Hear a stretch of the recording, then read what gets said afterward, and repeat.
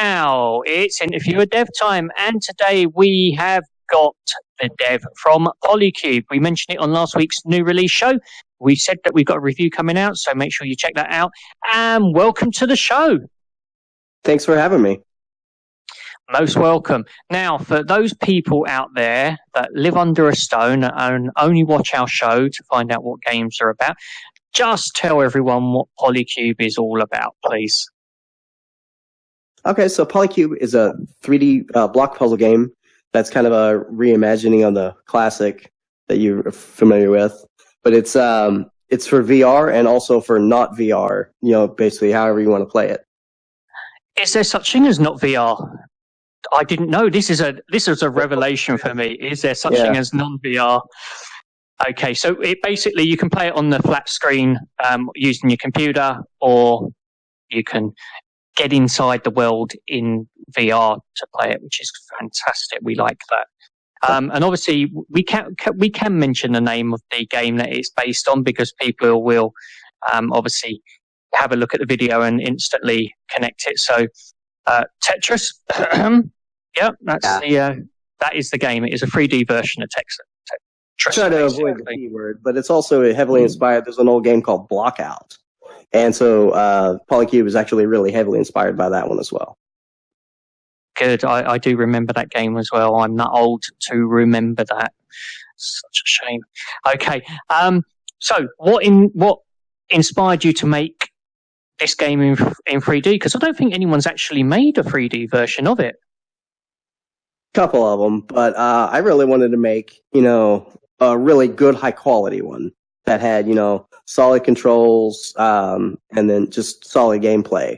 Because some people will, they'll make that sort of game as like they'll just finish it and throw it out. But I really want to make a high quality version of it.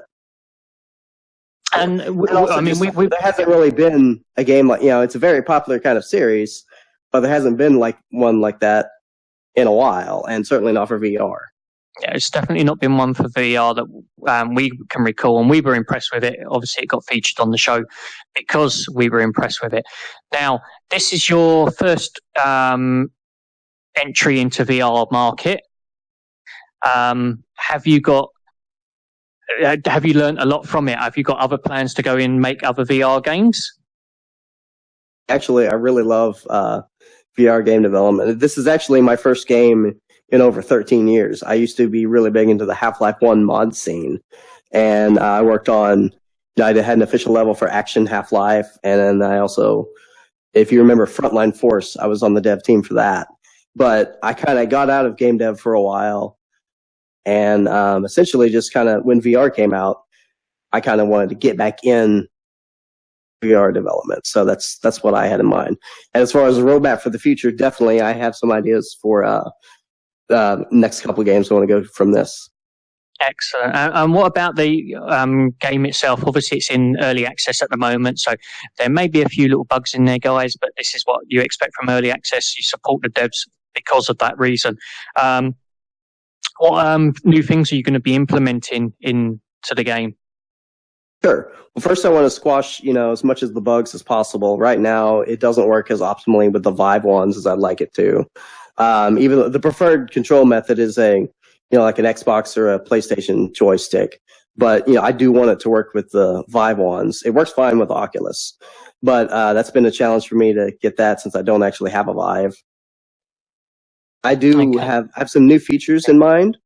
So I want to do stuff like a custom game mode, where if the game isn't hard enough for you yet, you can actually make it harder by adding more width and more depth to the puzzle piece, or have additional pieces, or maybe even reduce the set there, just, kind of customize the difficulty for you.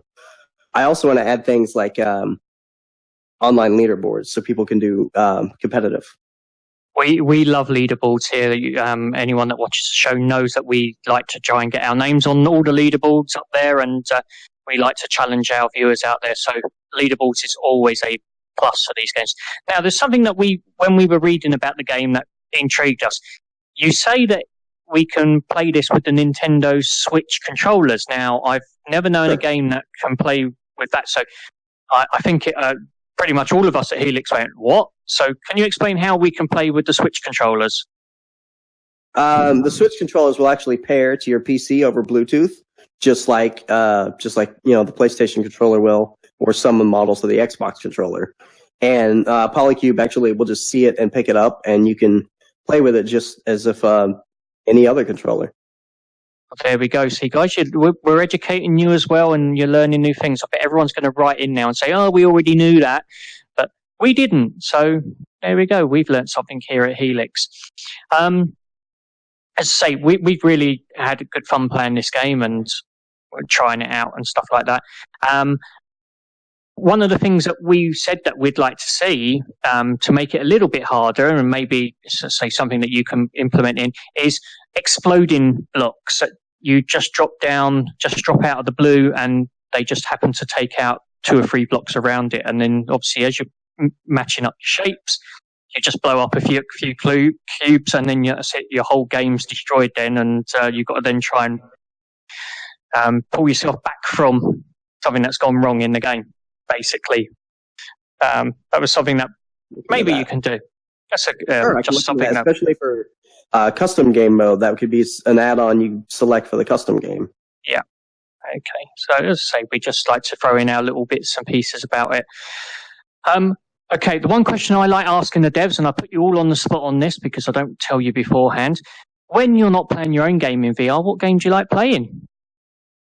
Well, I've actually haven't had that much time lately, but when I am playing VR, I've been playing a bit of Doom VFR. That was on sale a couple weeks back, and I grabbed that. Grabbed Arizona Sunshine, and okay, this guy's just pulling all my trigger words here, guys. Yeah, you've seen this. He's watched the show and he's got all my trigger words, yeah? Doom, VFR, and he mentioned Arizona Sunshine straight after it, yeah?